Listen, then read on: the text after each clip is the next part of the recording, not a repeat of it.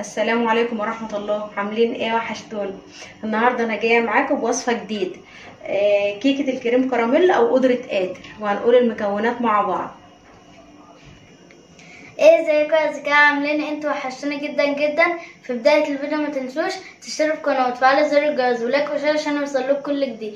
طبعا بقى يا ذكاء انا دخلت لقيت ماما بتعمل الفيديو لوحدها، فقلت لها استني انا هعمل معاك الفيديو. ويلا بينا بقى يا ذكاء نشوف المكونات. الكيكة النهاردة متقسمة لثلاث مكونات. اول حاجة معانا هتبقى الصينية دي، والصينية ديت هتبقى كمان صينية اكبر منها شوية، لان الكيكة ديت بتستوي على بخار المية. هنحط كوباية مية فيها. اول حاجة احنا اتفقنا كده.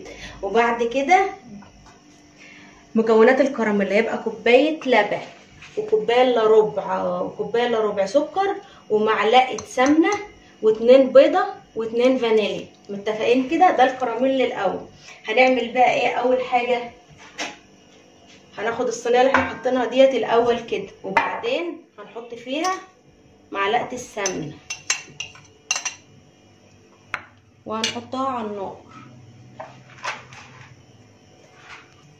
زي ما انتوا شايفين. هنحط الصينية على البوتاجاز وهنحط فيها معلقة السمنة اللي احنا حطيناها، وبعدين هنسيبها تسيح.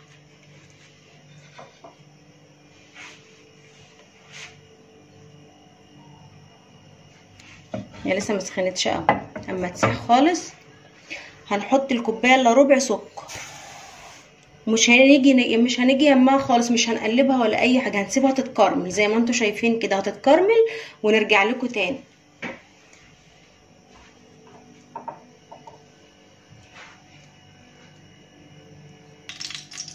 وتعالوا بقى يا اصدقائي نشوف وصل لحد فين.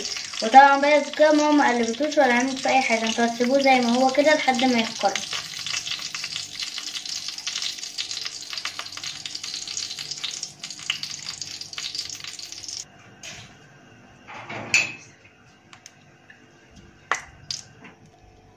احنا متابعينك لحظة بلحظة وبراحتك خالص بقى.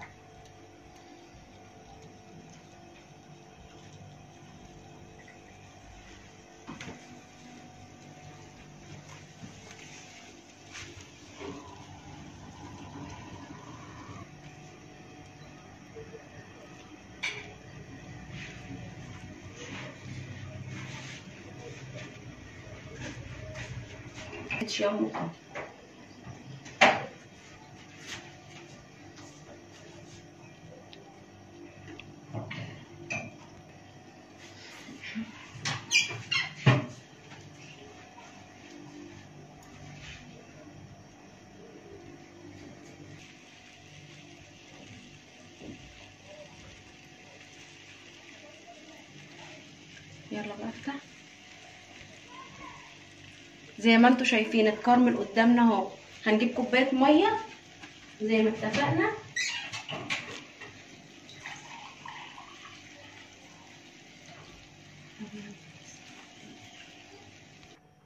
كوبايه ميه، ونحطها في الصينيه اللي احنا قايلين على انها بيستوي في بخار الميه. كوبايه او كوبايتين يعني. احنا هنحط كوبايتين.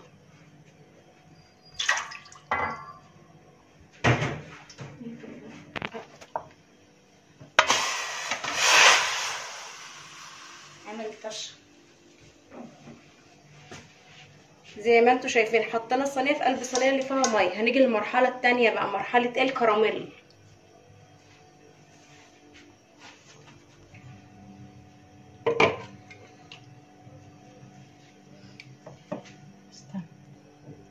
المرحله التانية هنحط كوبايه اللبن، دي مرحله الايه؟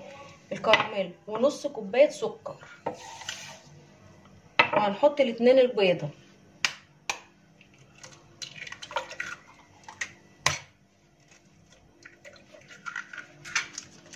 والاتنين الفانيليا،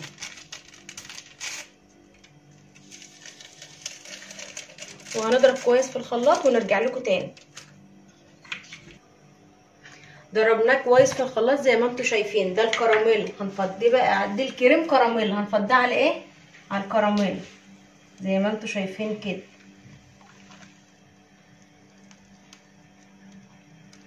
دي تاني مرحله خلصت. قدرة قادر بقى نعمل ايه يا جماعه؟ كده ونركن ده على جنب كده. نيجي بقى للمرحله الثالثه اللي هي الكيكه.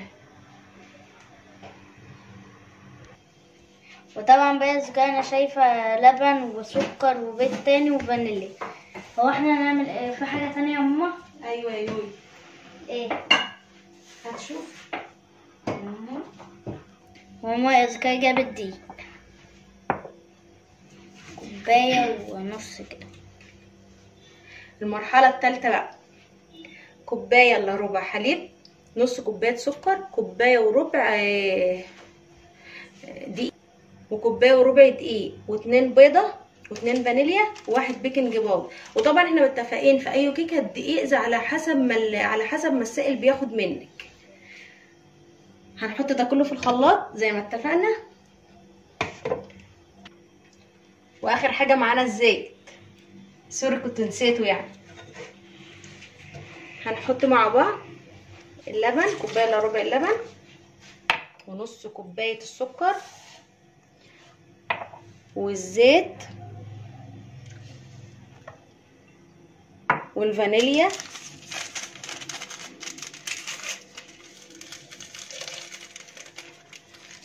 والاتنين البيضة،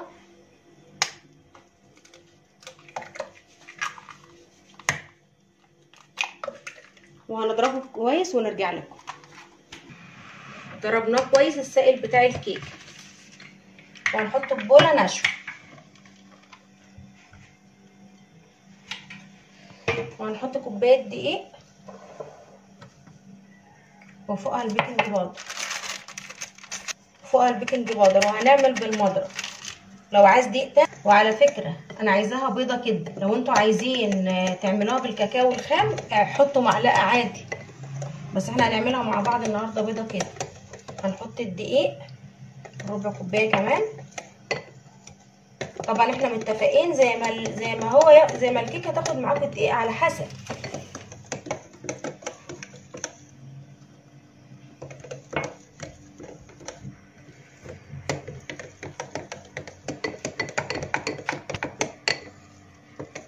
خدت الكوبايه وربع بالظبط.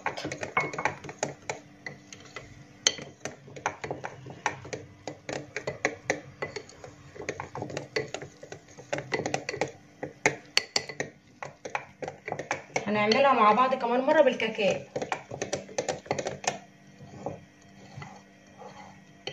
على فكره من الكيكات الظريفه قوي، تبقى جميله في الصيف.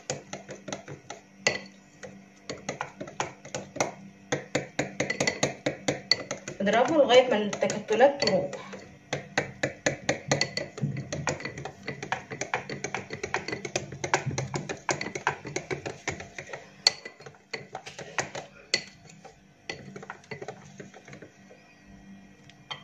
هي جهزت كده يا جماعه.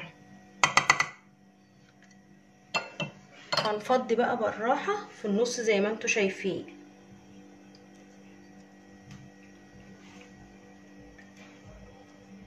لازم تجربوها.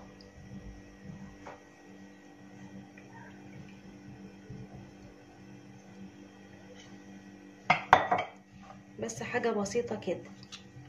هدخلها الفرن على الرف الاوسط على درجة 180 على حسب كل واحد بقى ودرجة الحرارة بتاعته. هي بتاخد من نص ساعة او ساعة الا ربع. وهدخلها طبعا حمام البخار زي ما انتوا شايفين، وهشغل على لما تخرج هوريها لكم.